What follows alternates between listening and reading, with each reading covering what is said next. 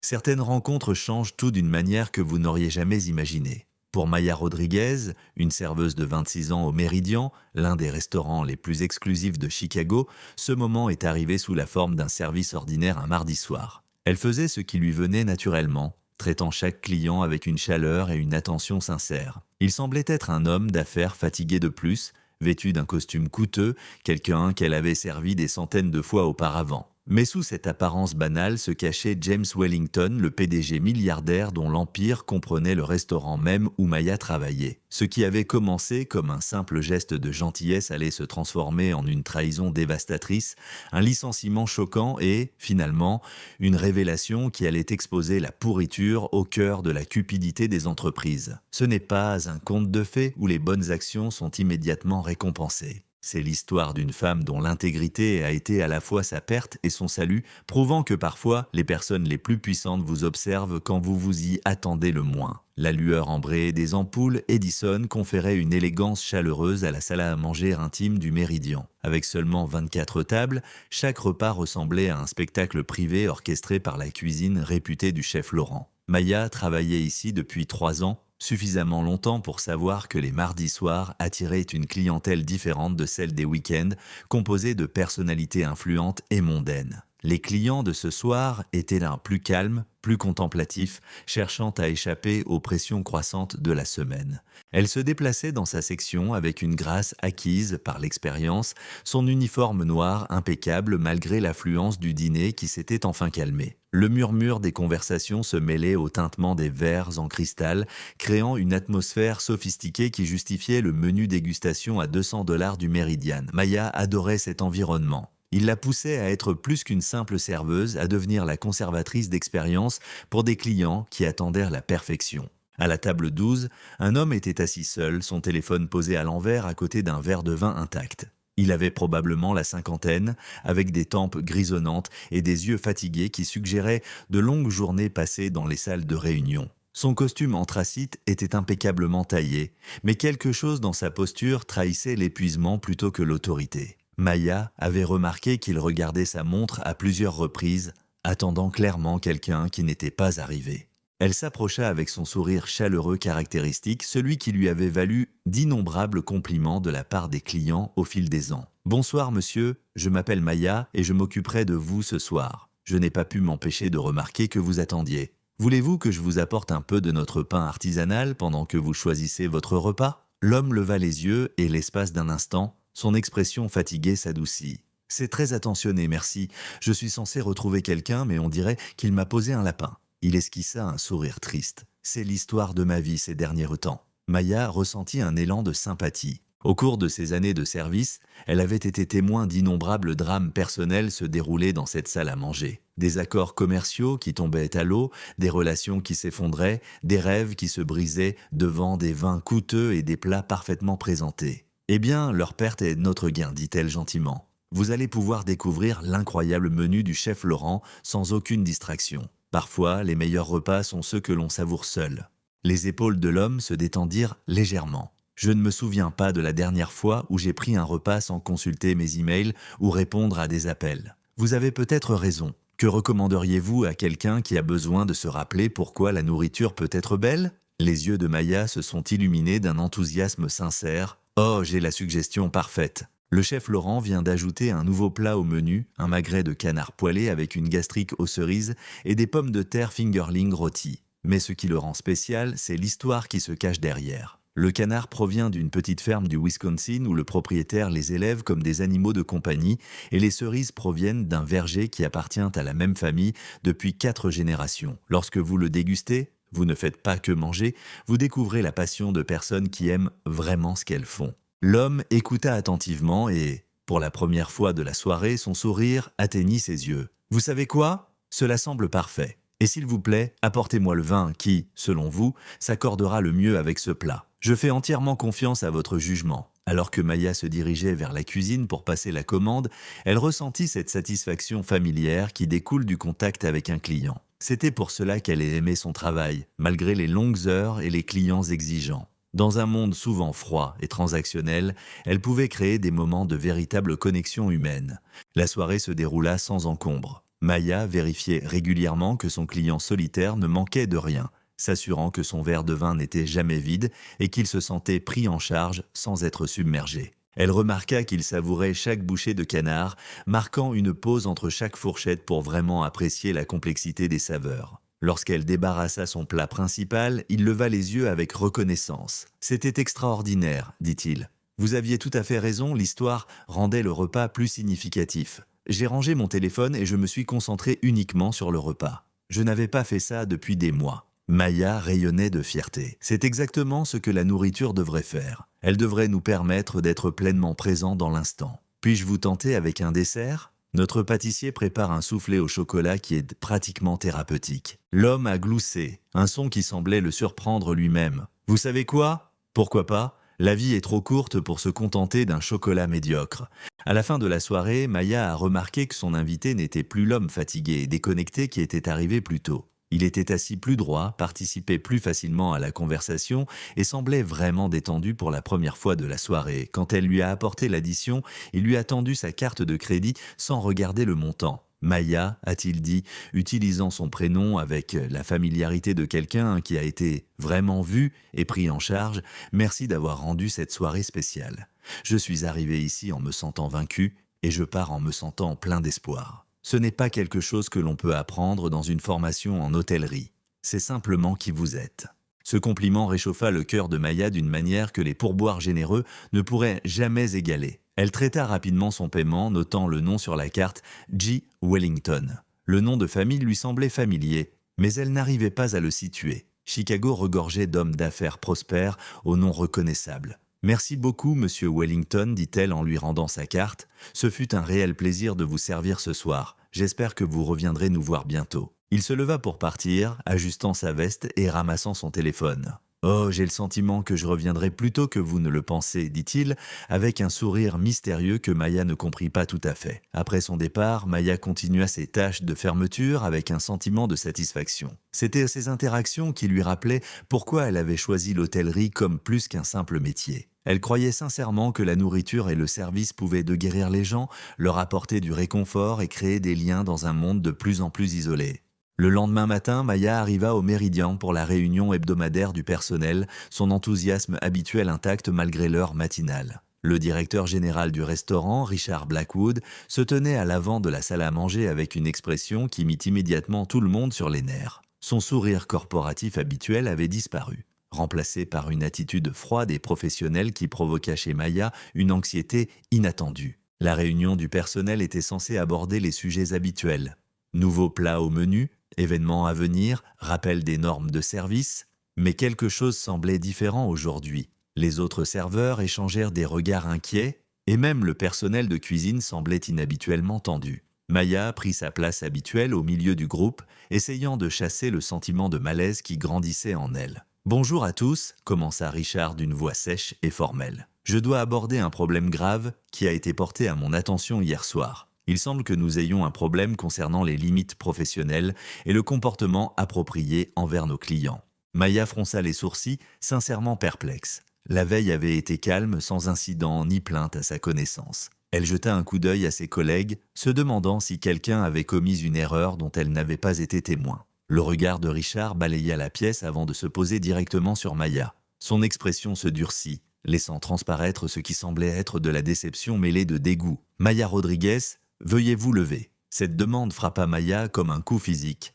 Tous les regards dans la salle se tournèrent vers elle et elle sentit ses joues brûler d'embarras et de confusion. Elle se leva lentement, ses jambes soudainement instables sous elle. « Maya, » continua Richard, sa voix résonnant dans la salle à manger silencieuse, « hier soir, vous avez servi un client à la table 12. Pouvez-vous raconter à tout le monde ce qui s'est passé pendant ce service ?» L'esprit de Maya s'emballa, essayant de comprendre ce qui avait bien pu clocher dans son interaction avec M. Wellington. « J'ai servi un monsieur qui dînait seul, dit-elle prudemment. Il semblait fatigué et avait été laissé en plan par la personne qu'il devait rencontrer. Je lui ai recommandé le plat du jour, du canard, et je me suis assuré qu'il se sente bienvenu et à l'aise pendant son repas. » Richard acquiesça d'un air sombre. « Et avez-vous jugé approprié d'engager une conversation personnelle avec ce client, de discuter de vos opinions sur sa vie privée ?» De faire des suppositions sur ses affaires et ses relations, ces accusations frappèrent Maya comme des gifles. « J'étais aimable et attentive », balbutia-t-elle. « Je faisais exactement ce qu'on nous apprend à faire, établir des liens personnels avec les clients pour améliorer leur expérience culinaire. »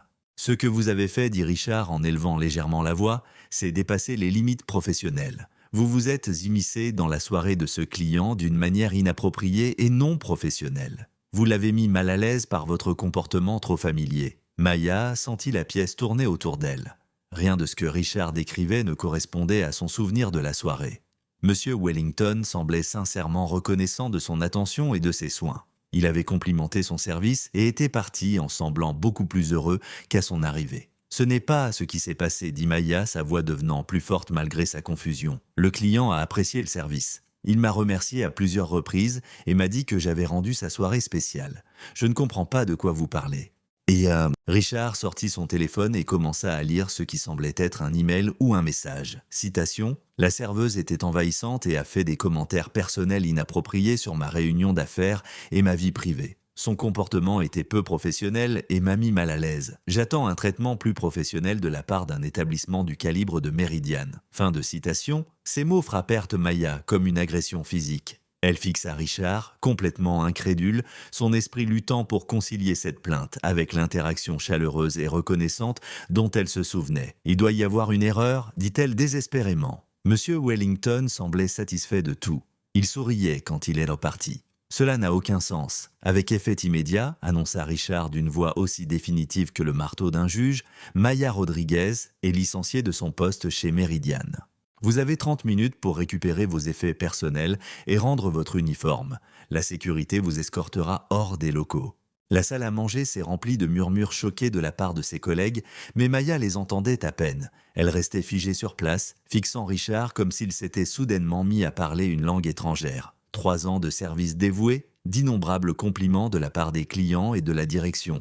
Un parcours professionnel irréprochable, tout cela détruit par une plainte qui n'avait absolument aucun sens. « C'est fou », murmura Maya, puis plus fort, « c'est complètement fou. Vous me connaissez, Richard. Vous savez comment je travaille avec les clients. Je ne mettrai jamais quelqu'un mal à l'aise. Il y a quelque chose qui ne va vraiment pas ici. » Mais Richard s'était déjà détourné, la rejetant comme si elle n'existait plus. La réunion se poursuivit avec des discussions sur les réservations du week-end et les nouveaux accords Mets-20, comme si l'exécution professionnelle de Maya ne venait pas de se produire devant tout le personnel. Alors que Maya se dirigeait vers la zone réservée aux employés pour récupérer ses affaires, son esprit était envahi de questions sans réponse. Pourquoi M. Wellington mentirait-il au sujet de leur interaction ? Qu'est-ce qui pourrait bien motiver quelqu'un à détruire sa carrière à cause d'un service agréable lors d'un dîner ? Et le plus troublant de tout, pourquoi Richard semblait-il si impatient de croire le pire à son sujet sans aucune enquête ni possibilité pour elle de se défendre ? Les mains de Maya tremblaient tandis qu'elle vidait son casier, chaque objet personnel lui semblant plus lourd qu'il ne l'était en réalité. La petite plante succulente que sa sœur lui avait offerte pour lui porter chance, la trousse de maquillage d'urgence qu'elle gardait pour se retoucher pendant les doubles services, l'exemplaire usé des mémoires d'Anthony Bourdin qu'elle lisait pendant ses pauses. 3 années de sa vie réduite à une boîte en carton qui remplissait à peine ses bras. Sa collègue Jessica apparut à ses côtés, les yeux écarquillés de choc et d'inquiétude. « Maya, qu'est-ce qui vient de se passer là-dedans » murmura-t-elle avec insistance. « Cette plainte ne te ressemble pas du tout. Tout le monde sait que tu es la meilleure serveuse que nous ayons. »« Je n'en ai aucune idée, » répondit Maya d'une voix creuse. « Tout cela ressemble à un cauchemar. Ce client semblait vraiment heureux. Il riait, il complimentait la nourriture, il disait que j'avais rendu sa soirée spéciale. Je repasse chaque instant dans ma tête et je n'arrive pas à comprendre ce que j'ai pu faire de mal. » Jessica jeta un regard nerveux autour d'elle avant de se pencher vers elle. « Richard se comporte bizarrement depuis une semaine. Hier, il a passé de longs coups de fil dans son bureau et je l'ai entendu mentionner ton nom. Il y a quelque chose qui cloche. » Avant que Maya n'ait pu répondre, Richard est apparu avec un agent de sécurité, un homme costaud qu'elle a reconnu comme travaillant dans le centre commercial voisin. « C'est fini, Rodriguez. Allons-y. » Traverser la salle à manger du Méridien ressemblait à une marche funèbre. Ses collègues serveurs la regardaient avec des expressions de sympathie et de confusion, tandis que le personnel de cuisine secouait la tête, incrédule. Le chef Laurent lui-même est sorti de la cuisine, le visage assombri par la colère. « C'est ridicule, Richard !» s'écria Laurent, son accent français chargé d'émotion. Maya est l'une de nos meilleures serveuses, elle comprend la cuisine, elle sait créer des liens avec les clients, elle incarne tout ce que représente ce restaurant. Vous commettez une grave erreur. Richard serra les mâchoires, mais ne répondit pas. Il fit simplement signe à Maya de continuer à marcher vers la sortie. La lumière du soleil matinal était aveuglante sur le visage de Maya lorsqu'elle sortit sur le trottoir, serrant contre elle la boîte contenant ses maigres affaires. Le gardien de sécurité attendit qu'elle soit bien éloignée de l'entrée avant de rentrer à l'intérieur, la laissant seule dans la rue animée de Chicago où elle était venue travailler d'innombrables fois auparavant. Pendant plusieurs minutes, Maya resta simplement là, à regarder la ville défiler devant elle tandis que son monde s'écroulait au ralenti. 3 années passées à nouer des relations avec des clients réguliers, à apprendre les accords mets-de-vin, à perfectionner son style de service, tout cela détruit par une seule plainte qui contredisait tout ce qu'elle savait de son interaction avec Monsieur Wellington. Elle sortit son téléphone et fit défiler ses contacts, cherchant quelqu'un à appeler. Sa sœur serait au travail, ses parents vivaient à Phoenix et la plupart de ses amis travaillaient eux-mêmes dans le secteur des services, occupés par leur service du matin. L'isolement la frappa presque aussi durement que le licenciement lui-même. Maya décida de rentrer chez elle à pied plutôt que de prendre le train, car elle avait besoin de temps pour digérer ce qui venait de se passer. Les rues familières de son quartier lui semblaient différentes, comme si la perte de son emploi avait changé le paysage qui l'entourait. Elle avait emménagé dans cet appartement précisément parce qu'il était proche de Meridian, ce qui lui permettait de se rendre au travail à pied, même pendant les hivers rigoureux de Chicago. Son appartement d'une chambre lui semblait plus petit que d'habitude lorsqu'elle posa la boîte et s'effondra sur son canapé d'occasion. Le silence était oppressant, seulement rompu par le bourdonnement lointain de la circulation et les sirènes occasionnelles. Maya fixait le plafond, essayant de donner un sens aux événements de la matinée. Elle repassa dans son esprit chaque instant du dîner de Monsieur Wellington dans les moindres détails.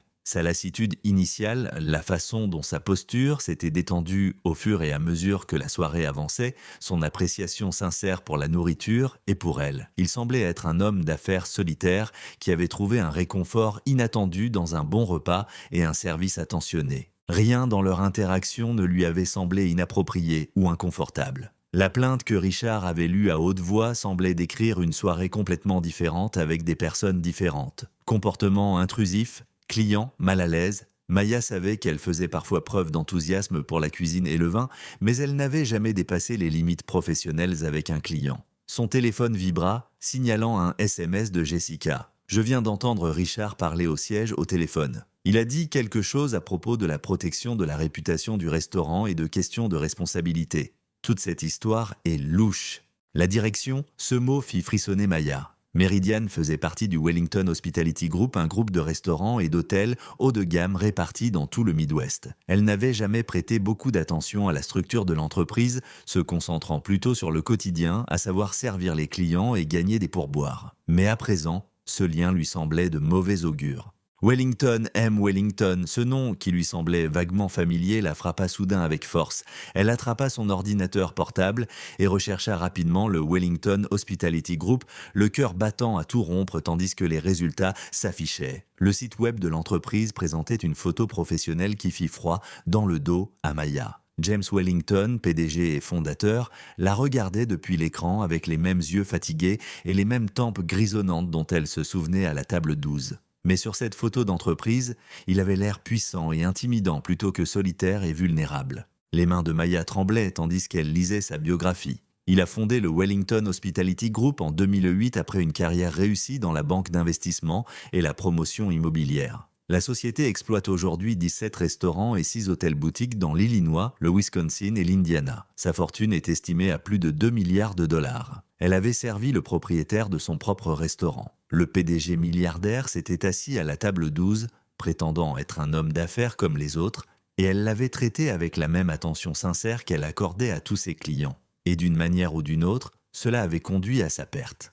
Les pièces du puzzle se mirent en place avec une clarté écœurante. Wellington n'avait pas été planté par un associé, il menait une évaluation secrète de son propre restaurant. Les dirigeants d'entreprise faisaient cela tout le temps, testant leurs employés et leurs opérations sans révéler leur identité. Maya avait entendu d'autres serveurs parler de clients mystères et d'évaluations secrètes, mais elle n'en avait jamais fait l'expérience elle-même. Mais pourquoi aurait-il déposé une plainte complètement inventée ? Maya lui avait offert un service exceptionnel, exactement le genre d'expérience qui aurait dû impressionner un patron infiltré. Elle connaissait bien le menu, était attentive sans être envahissante et se souciait sincèrement de son expérience culinaire, à moins que son attention ait été le problème. Maya réfléchit rapidement aux implications.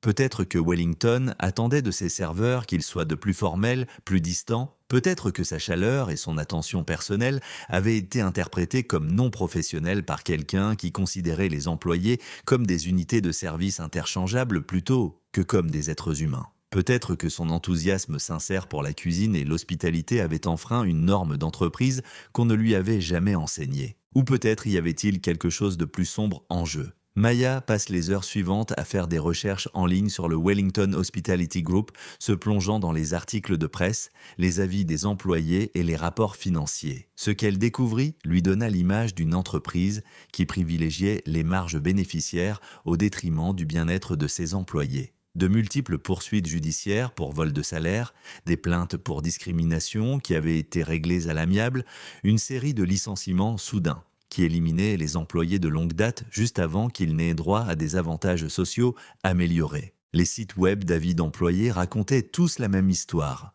Wellington Hospitality Group créait de magnifiques restaurants et hôtels qui attiraient une clientèle exigeante, mais traitaient son personnel comme des ressources jetables. Les managers étaient soumis à une pression constante pour maintenir les coûts de main-d'œuvre à un niveau bas par tous les moyens nécessaires. Les employés qui faisaient de preuve d'une trop grande indépendance ou qui exigeaient des salaires plus élevés en raison de leur expérience se retrouvaient souvent licenciés pour des infractions mineures. Maya réalisa qu'elle gagnait bien sa vie chez Meridian, nettement plus que les nouveaux serveurs grâce à son expérience et à sa clientèle régulière. Elle avait travaillé dur pour bénéficier du programme de participation aux bénéfices du restaurant, qui entrait en vigueur après 3 ans d'ancienneté. Il ne lui restait plus que 2 semaines avant d'y avoir droit. Le timing ne pouvait pas être une coïncidence. Son téléphone sonna, l'attirant de ses recherches. L'identifiant de l'appelant indiquait un numéro inconnu, mais Maya répondit quand même, espérant qu'il s'agisse d'un employeur potentiel ou de quelqu'un de Meridian qui appelait pour corriger la terrible erreur de ce matin-là. « Madame Rodriguez » dit une voix féminine claire, « je suis Amanda Chen, du service des ressources humaines du Wellington Hospitality Group.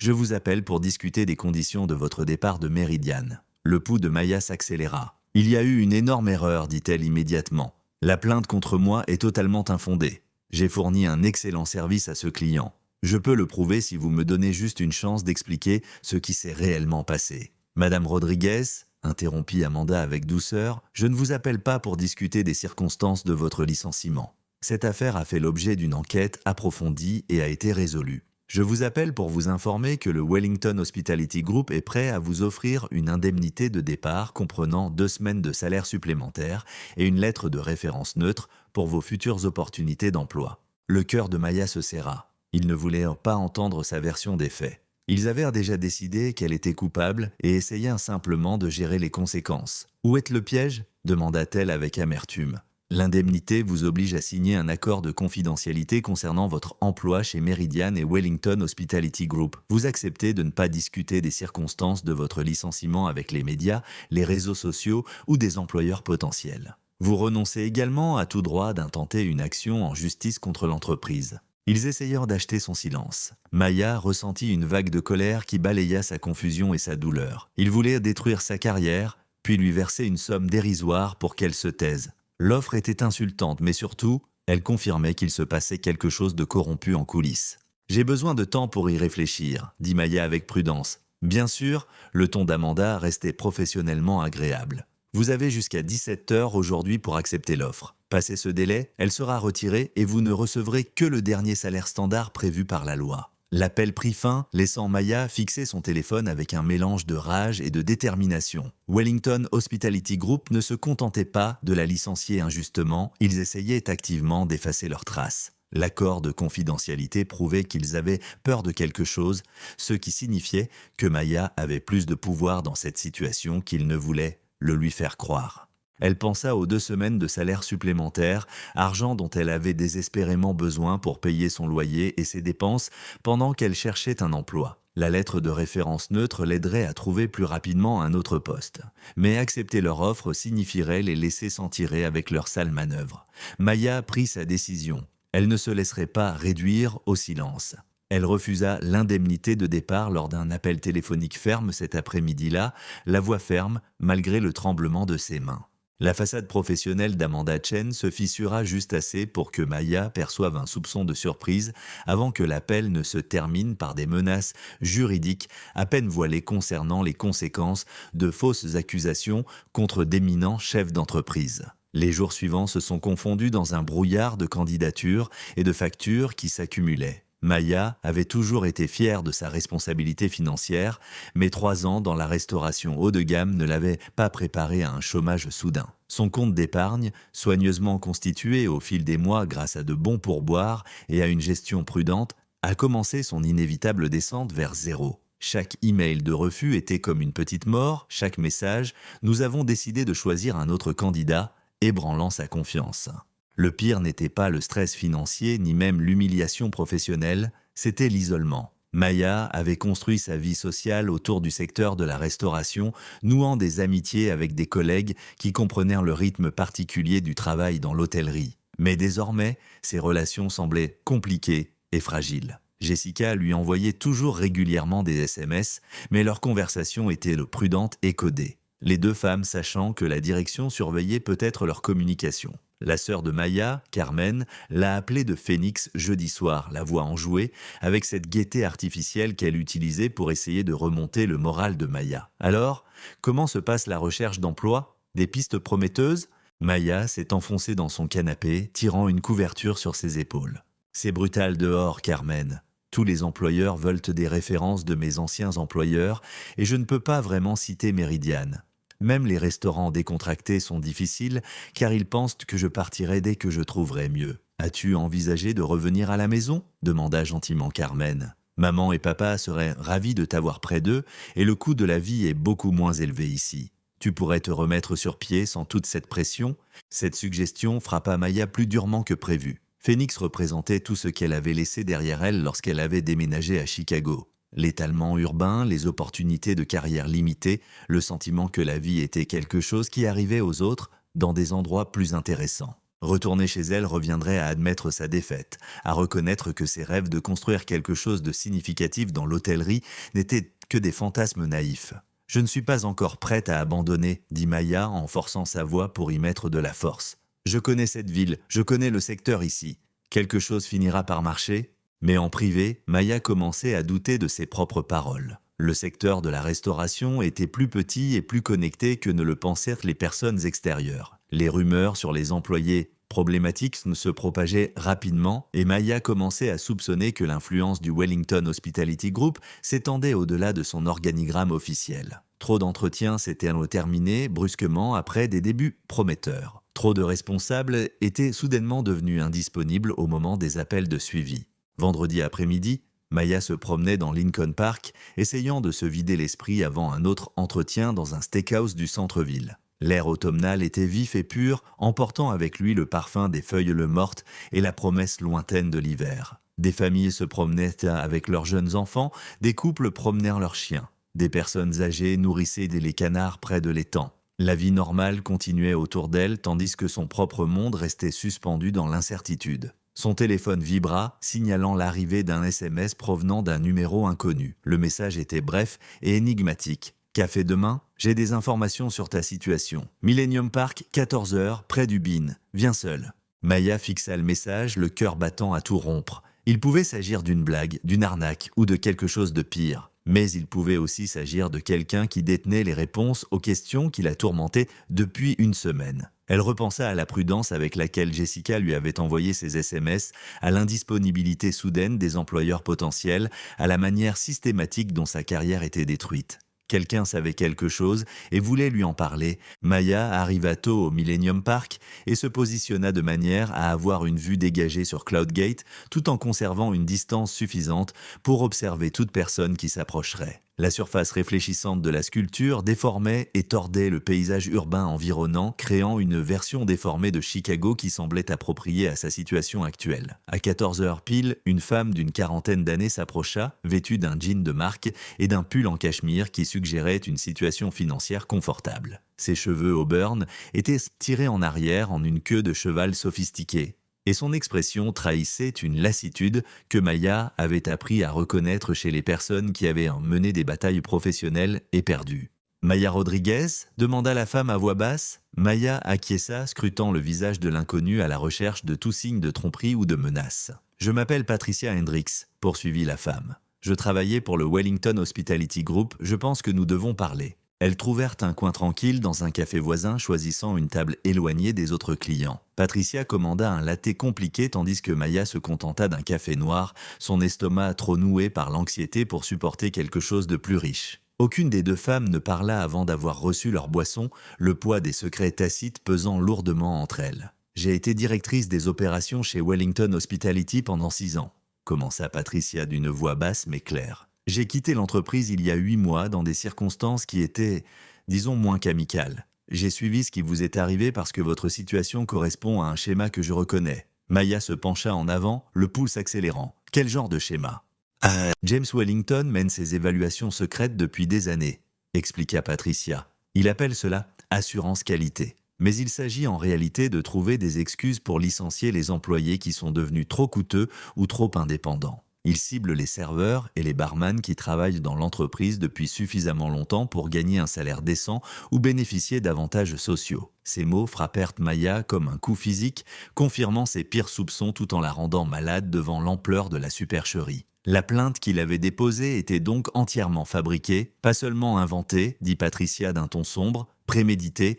Wellington conserve des dossiers détaillés sur chaque employé de tous ses établissements. Il savait exactement qui vous étiez lorsqu'il s'est assis à votre table. Il connaissait votre dossier professionnel, vos antécédents salariaux, vos droits aux avantages sociaux. Toute la soirée n'était qu'une mise en scène destinée à créer un motif de licenciement. Les mains de Maya tremblaient tandis qu'elle assimilait cette information. « Mais pourquoi moi en particulier? Qu'ai-je fait de mal ?»« Tu n'as rien fait de mal, et c'est justement le problème. » L'expression de Patricia s'adoucit avec compassion. « Tu étais douée dans ton travail, Maya. Tu avais su établir des relations avec les clients réguliers. Tu connaissais bien les vins et la cuisine, tu incarnais le type de serveuse qui fait le succès d'un restaurant. Mais tu étais aussi à 2 semaines de pouvoir prétendre à la participation aux bénéfices, ce qui aurait coûté beaucoup d'argent à l'entreprise. » Le bruit ambiant du café s'estompa dans le brouillage de fond, tandis que Maya luttait pour comprendre l'ampleur du complot contre elle. Il ne s'agissait pas seulement d'un traitement injuste ou de l'insensibilité de l'entreprise.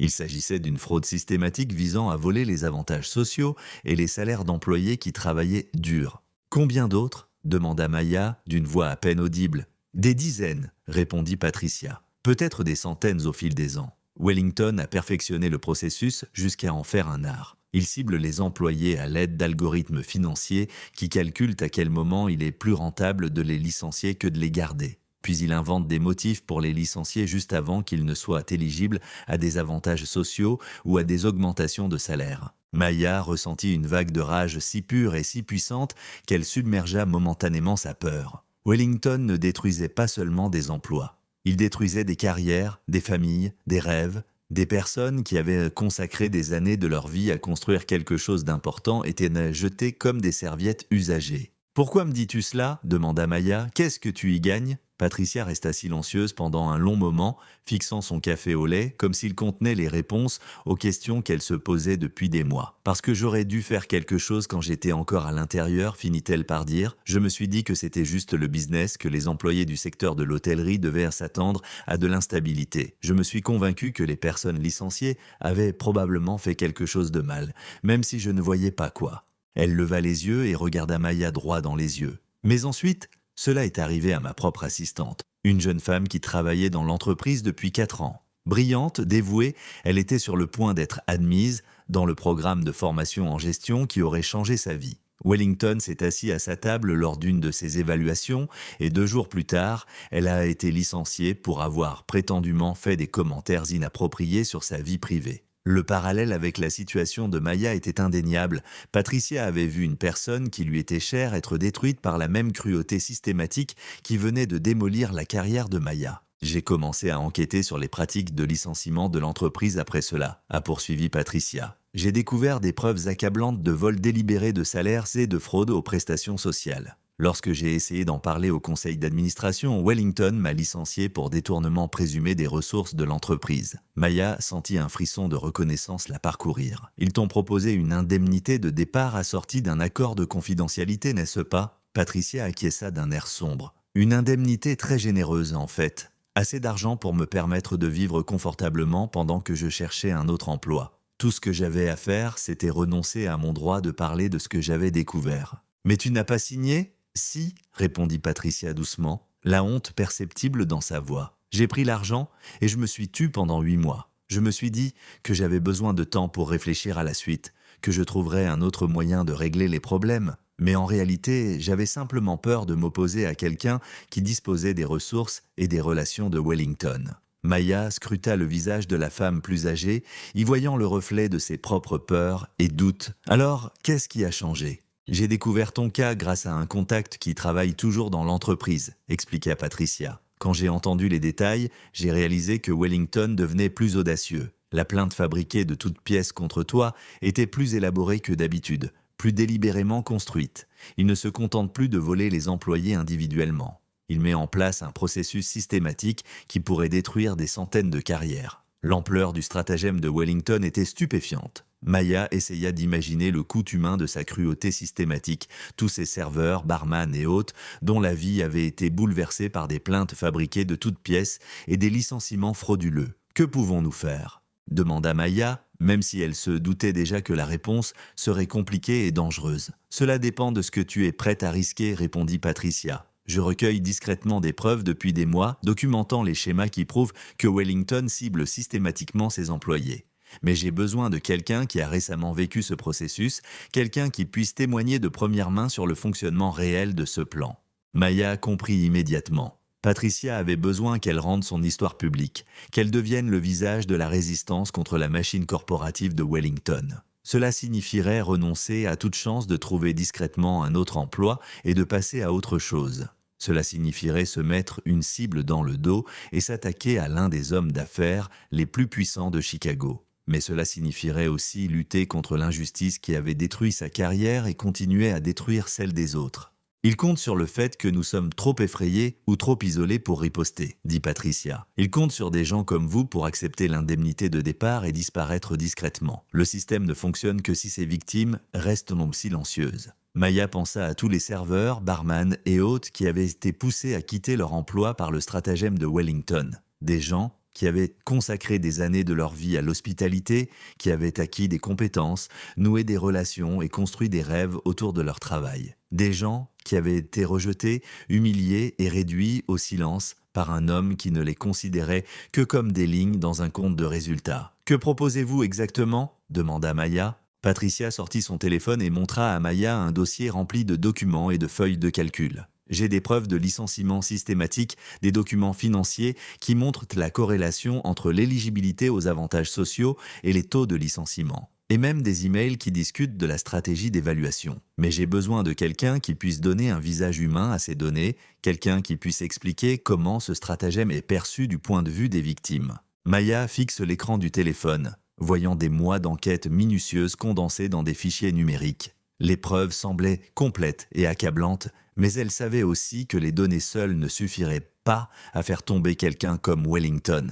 Les scandales d'entreprise nécessitaient plus que des feuilles de calcul et des statistiques. Ils nécessitaient des histoires humaines convaincantes qui incitèrent le public à se soucier de l'injustice. « Si je fais ça, dit Maya lentement, qu'adviendra-t-il de ma carrière dans l'hôtellerie? Même si nous gagnons, ne serais-je pas mise sur liste noire dans tous les restaurants décents de la ville ?» L'expression de Patricia était sincère et sombre. Probablement oui. L'influence de Wellington s'étend à l'ensemble du secteur, et même si nous dévoilons son stratagème, certaines personnes vous considéreront comme une fautrice de troubles plutôt que comme une lanceuse d'alerte. Ce n'est pas une décision à prendre à la légère. Maya sentit le poids de ce choix peser sur ses épaules.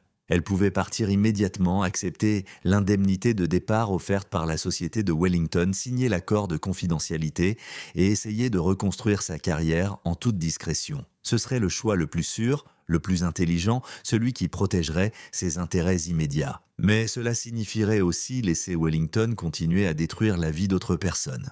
Maya repensa à son interaction avec Wellington à la table 12, à la façon dont il avait semblé sincèrement reconnaissant de son attention et de ses soins. Elle lui avait offert exactement le genre de service qui rendait l'hospitalité significative, le traitant avec dignité et chaleur même si elle n'avait aucune idée de qui il était. Et il avait récompensé cette gentillesse en démantelant systématiquement sa carrière. Cette trahison lui semblait personnelle, mais Maya commençait à comprendre qu'elle dépassait largement sa situation individuelle. Le plan de Wellington représentait tout ce qui n'allait pas dans la culture d'entreprise, la façon dont les personnes puissantes traitèrent les travailleurs comme des ressources jetables plutôt que comme des êtres humains méritant respect et traitement équitable. « J'ai besoin de temps pour y réfléchir », dit finalement Maya. Patricia acquiesça avec compréhension. « Prends tout le temps dont tu as besoin, mais ne tarde pas trop. Chaque jour où le plan de Wellington se poursuit, davantage de personnes perdent leur emploi. Plus nous attendons, plus il devient difficile de créer une dynamique pour un véritable changement. »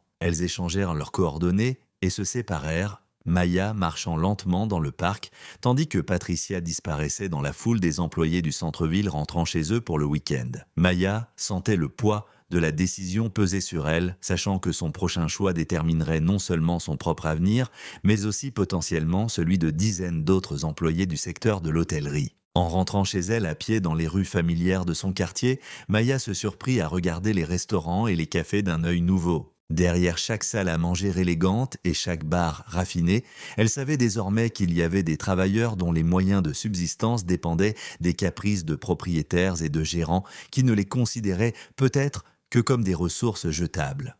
La question n'était pas de savoir si le projet de Wellington était mauvais. La question était de savoir si Maya aurait le courage de s'y opposer, sachant que cette bataille lui coûterait probablement tout ce qu'elle avait construit à Chicago. Le week-end s'écoula dans un brouillard de nuit blanche et de délibérations sans fin. Maya se surprit à repasser en boucle les paroles de Patricia, pesant le pour et le contre entre les preuves et le coût potentiel d'une divulgation publique. Elle arpentait les mêmes rues de son quartier, s'asseyait dans les mêmes cafés, essayait d'imaginer sa vie après s'être opposée à quelqu'un d'aussi puissant que James Wellington. Le dimanche soir, sa décision s'est cristallisée de la manière la plus inattendue qui soit. Maya parcourait les réseaux sociaux lorsqu'elle est tombée sur une publication de Marcus Chen, un barman avec lequel elle avait travaillé dans un autre restaurant 2 ans plus tôt. La publication était brève et amère. 2 semaines avant mon 3e anniversaire, je ne suis soudainement plus bien adapté. C'est drôle comme les choses se passent. Maya sentit son sang se glacer. Marcus était l'un des barmen les plus compétents avec lesquels elle avait jamais travaillé, capable de préparer des cocktails parfaits tout en entretenant des conversations authentiques avec les clients. Il avait quitté leur ancien emploi pour travailler dans l'un des bars de l'hôtel Wellington, enthousiasmé par cette opportunité d'évolution de carrière. Elle a fait défiler les commentaires et en a trouvé d'autres. Sarah Kim, une serveuse qu'elle avait rencontrée lors d'événements professionnels, avait publié un message sur son licenciement mystérieux d'un établissement de Wellington quelques jours avant d'avoir droit à une assurance maladie. David Martinez avait partagé un message énigmatique sur les jeux d'entreprise qui lui avaient coûté son poste de direction. La tendance était indéniable, Wellington ne ciblait pas seulement les employés qu'il rencontrait lors de ses évaluations sous couverture. Il purgeait systématiquement le personnel expérimenté de toute son organisation, utilisant des plaintes inventées et des incidents fabriqués de toutes pièces pour éviter de payer des avantages sociaux et des salaires plus élevés. Maya réalisa que rester silencieuse ne protégerait pas sa carrière. Cela permettrait seulement à Wellington de continuer à détruire la vie d'autres personnes tandis qu'elle regarderait impuissante depuis le banc de touche. Son propre licenciement était déjà officiel. Le choix n'était plus entre la sécurité et le risque. Il était entre un silence insignifiant et une action déterminée. Elle appela Patricia ce soir-là. « Je suis partant », dit Maya sans préambule lorsque Patricia répondit. « Quoi qu'il en coûte pour l'arrêter, je suis partante. » Le soulagement de Patricia était perceptible au téléphone. « Tu es sûr ? Une fois que nous aurons commencé, il n'y aura plus de retour en arrière possible. Wellington utilisera toutes les ressources à sa disposition pour nous discréditer. » « J'ai pensé à toutes les personnes qu'il a blessées, » répondit Maya. « Tous les serveurs, barman et hôtes dont il a détruit la carrière pour augmenter ses marges bénéficiaires. Si je ne riposte pas, qui le fera ?» Elles convinrent de se retrouver le lendemain matin pour commencer à élaborer leur stratégie. Patricia avait méthodiquement monté son dossier, mais le témoignage de Maya apporterait l'élément humain susceptible de transformer les malversations de l'entreprise en une histoire publique captivante. Les semaines suivantes se confondirent dans un tourbillon de préparatifs et d'enquêtes. Patricia présenta Maya à David Reeves, un avocat spécialisé dans les affaires de dénonciation d'irrégularités au sein des entreprises. Reeves était un homme mince d'une cinquantaine d'années, dont l'intensité tranquille suggérait qu'il avait passé des années à lutter contre des intérêts puissants au nom de personnes négligées. Le stratagème de Wellington est astucieux, expliqua Reeves lors de leur première rencontre. En effectuant ses évaluations personnellement, il se crée une dénégation plausible. Il peut prétendre qu'il ne faisait que du contrôle qualité et que les plaintes étaient des évaluations légitimes d'un service médiocre. Maya sentit ses espoirs s'envoler. « Il n'y a donc aucun moyen de prouver ce qu'il fait réellement ?» « Je n'ai pas dit cela, » répondit Reeves avec un léger sourire. « Ce que j'ai dit, c'est qu'il a été astucieux. Mais les personnes astucieuses ont souvent tendance à devenir trop confiantes. Elles commencent à laisser des preuves derrière elles parce qu'elles se croient intouchables. » Patricia étala des documents sur la table de conférence de Reeves, des années de documentation minutieuse qui brossaient un tableau accablant des activités de Wellington. Des taux de licenciement qui grimpaient en flèche juste avant les dates d'admissibilité aux prestations. Des évaluations de rendement qui se détérioraient mystérieusement pour les employés de longue date. Des projections financières qui calculaient explicitement les économies réalisées en remplaçant le personnel expérimenté par des travailleurs plus récents et moins coûteux. Les éléments pris individuellement peuvent s'expliquer, poursuivit Reeves. Mais la tendance est indéniable. Il ne s'agit pas d'un hasard malheureux ou de problèmes de performance légitimes. Il s'agit d'un vol salarial systématique déguisé en contrôle qualité. Maya étudia les documents et vit sa propre expérience se refléter dans des dizaines d'autres cas. Les plaintes variaient dans leurs détails, mais la structure sous-jacente était toujours la même. Des employés expérimentés fournissant ce qu'ils considéraient comme un excellent service, suivi de plaintes fabriquées de toutes pièces qui justifiaient un licenciement immédiat. « Quelle est la prochaine étape ?» demanda Maya.